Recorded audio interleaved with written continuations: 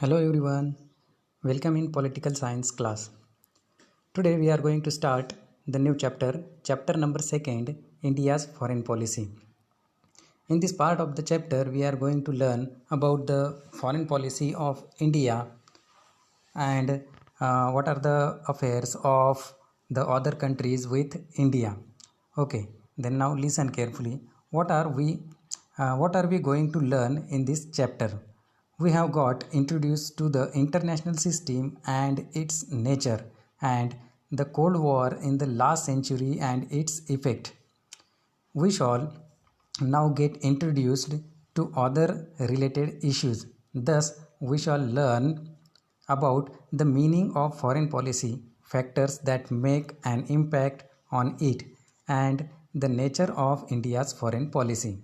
तो इस चैप्टर में हम क्या पढ़ने वाले हैं?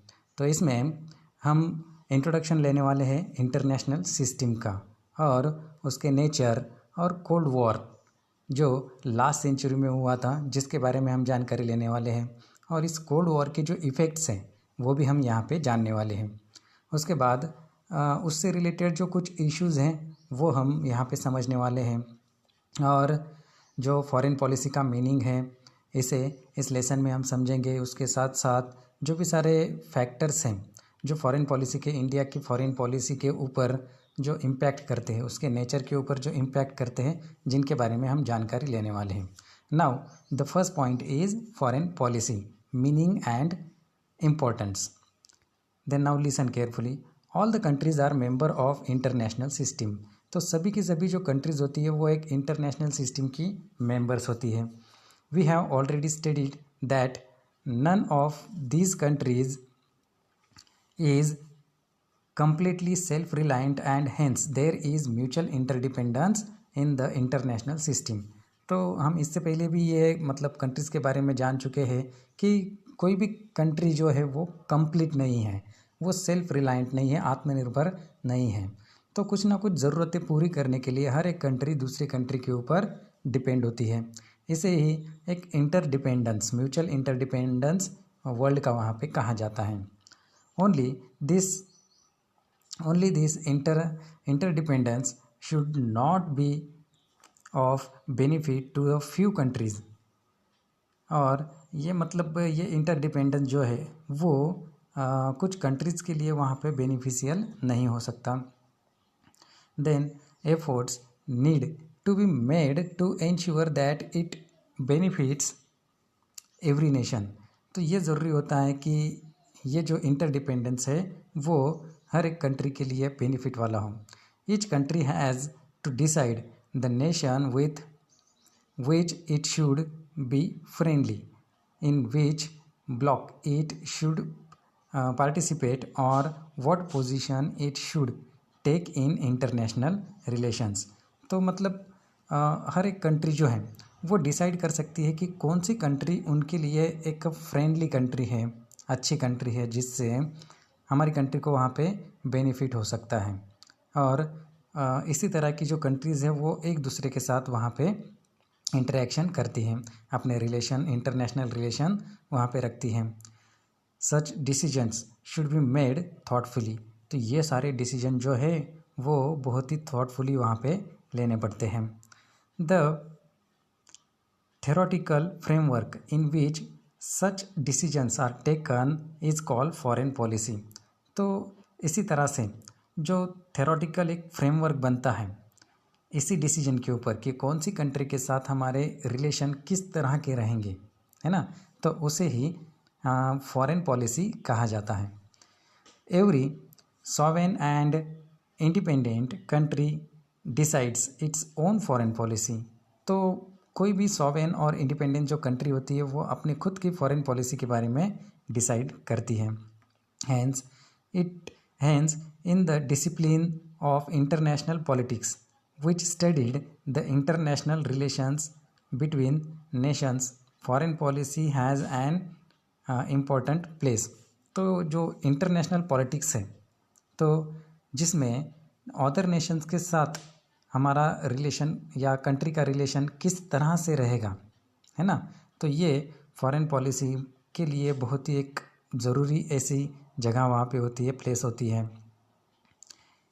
The next part is there, that is national interest.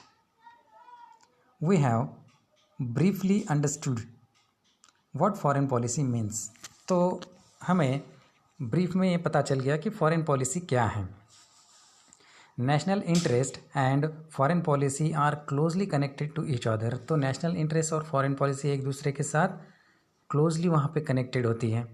National interest is fostered through foreign policy. तो फॉरेन पॉलिसी के ज़रिए ही ये जो नेशनल इंटरेस्ट है उसे बढ़ावा मिलता है। Therefore before studying foreign policy further we need to understand the meaning and significance of national interest। तो फॉरेन पॉलिसी को स्टडी करने से पहले हमें ये समझना बहुत ज़्यादा ज़रूरी है कि ये नेशनल इंटरेस्ट, उसके सिग्निफिकेंस, उसकी मीनिंग क्या होती है। तो national interest implies the means through which the independent and sovereignty of the country can be safeguarded. तो नेशनल इंटरेस्ट इसे इम्प्लाई करता है, national interest implies the means through which the independent and sovereignty of our country can be safeguarded. तो मतलब national interest यही होता है कि अदर कंट्रीज़ के साथ रिलेशन बनाते वक्त जो कंट्री है उसकी जो स्वतंत्रता है, इंडिपेंडेंस है वो, और जो सॉवरेनिटी है वो सेफ रहे। National interest also includes efforts to achieve our economic development। तो नेशनल इंटरेस्ट ये भी है कि अदर कंट्रीज़ के साथ रिलेशन रखते वक्त हमारी जो इकोनॉमिकल डेवलपमेंट है उसे भी हमें ध्यान में रखना है। And to take steps towards increasing our national power. तो हमारी नेशनल पावर भी बढ़े, ऐसे कोई कदम हमें उठाने चाहिए। When decisions are taken after giving a careful thought to what is beneficial and good for our country। तो जब डिसीजन लिए जाते हैं तो ये ध्यान में रखना ज़रूरी होता है कि हमारी कंट्री की जो बेनिफिट है वो कहाँ पे है, हमारी कंट्री के लिए जो गुडनेस है वो क्या है, इसे ध्यान में रखना ज़रूरी होता है। We say that we are nurturing our national interest. हम कहते हैं कि हम हमारे नेशनल इंटरेस्ट को नर्चर करते हैं। In this sense the following factors are included in the national interest of any country. तो किसी भी कंट्री के लिए नीचे दिए गए कुछ फैक्टर्स ज़रूरी होते हैं नेशनल इंटरेस्ट के लिए। For example, defence, that means the protection of our country's independence, sovereignty and integrity is the highest national interest. तो सबसे बड़ा नेशनल इंटरेस्ट डिफेंस ये है, मतलब हमारी कंट्री की जो इंडिपेंडेंस है, सॉवरेनिटी है, इंटीग्रिटी है, उसे बचाना, उसका प्रोटेक्शन करना। Economic development is also an important national interest. तो इकोनॉमिक डेवलपमेंट ये भी बहुत ही ज़रूरी चीज़ है नेशनल इंटरेस्ट के लिए। And economically weak nations will not be able to maintain its independence. तो इकोनॉमिकली वीक जो भी कंट्रीज़ हैं वो अपने इंडिपेंडेंस को वहाँ पे मेंटेन नहीं कर पाती, बचा नहीं सकती। Hence economic development is understood to be an important national interest. तो इसी वजह से इकोनॉमिक डेवलपमेंट ये नेशनल इंटरेस्ट के लिए बहुत ही ज़रूरी और समझने वाली चीज़ है। Next, only to defence. तो डिफेंस के बाद national interest and foreign policy. Foreign policy is drawn up to foster the national interest. तो फॉरेन पॉलिसी ये नेशनल इंटरेस्ट को फोस्टर करने के ऊपर डिपेंड होती है। इकोनॉमिक डेवलपमेंट हमारी फॉरेन पॉलिसी की वजह से ही होती है। अगर फॉरेन पॉलिसी अच्छी है तो हमारी कंट्री का डिफेंस अच्छा रहेगा और कंट्री की जो इकोनॉमिक डेवलपमेंट है वो भी अच्छी रहेगी। National interest it's considered to be the goal and foreign policy is considered to be the means to achieve it. तो नेशनल इंटरेस्ट ये कंट्री का एक गोल होता है और फॉरेन पॉलिसी उसे कैसे अचीव करें ये बताती है। Goals of Nations change with changes in conditions and time. तो जो भी गोल्स हैं नेशन के वो बदलते रहते हैं कंडीशन के ज़रिए, मतलब जिस तरह की कंडीशन है वैसे गोल्स बदलते हैं, जिस तरह का टाइम है उस तरह से मतलब जो कंट्री के गोल्स है वो चेंज होते रहते हैं। Accordingly national interest also change. तो नेशनल इंटरेस्ट चेंज होते हैं।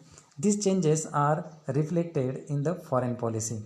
और यही सारे चेंजेस फॉरेन पॉलिसी के ऊपर रिफ्लेक्ट करते हैं, या फॉरेन पॉलिसी जिस तरह से है उस तरह के चेंजेस वहाँ पे होते रहते हैं कंट्री में। Therefore foreign policy is always dynamic. तो जिसकी वजह से फॉरेन पॉलिसी हमेशा गतिमान होती है, डायनेमिक होती है। Okay, the next point we will be learn in the next lecture. Okay, bye.